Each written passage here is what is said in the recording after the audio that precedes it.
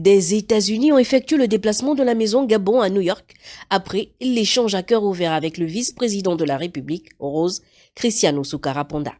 Les directeurs généraux des différentes structures concernées par les préoccupations des Gabonais aux États-Unis ont échangé et proposé leurs offres comme l'opportunité de devenir propriétaire dans l'un des pôles urbains mis à disposition par la SNI ou la CDC à Mindoubé, à Akanda ou à Bikele.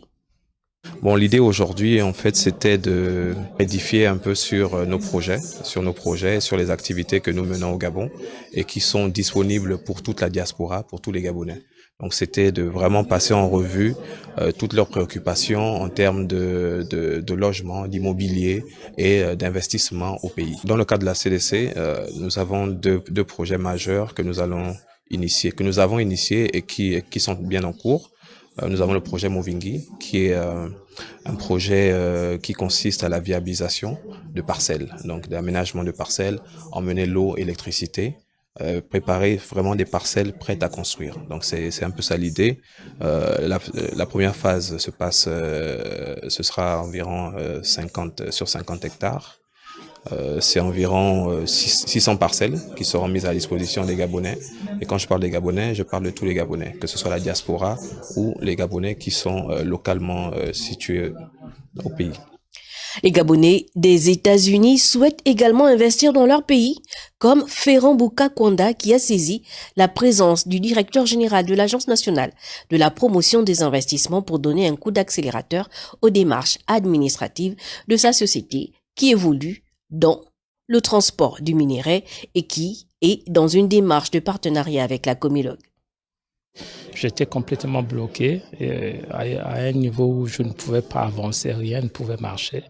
Et rien que je pouvais parler, rien aussi que je pouvais mettre à table, qui était concret, qui marchait concrètement. Mais c'était vrai, le dossier était là, mais aujourd'hui, je lui ai présenté les documents de l'ANPI aussi, il a reconnu ces documents, mais par sa parole vraiment, et par les mots qui sortent de lui, et par sa présence et sa personnalité par rapport à la place où il occupe, vraiment, il y a eu une résolution par rapport aux difficultés eues dans le passé, et vraiment qui était désespéré déjà de mon côté, où je me battais complètement. Mais là, avec son support, avec sa présence, sa personnalité, vraiment, sérieusement, je pense avoir une solution plus que ce qui était en arrière.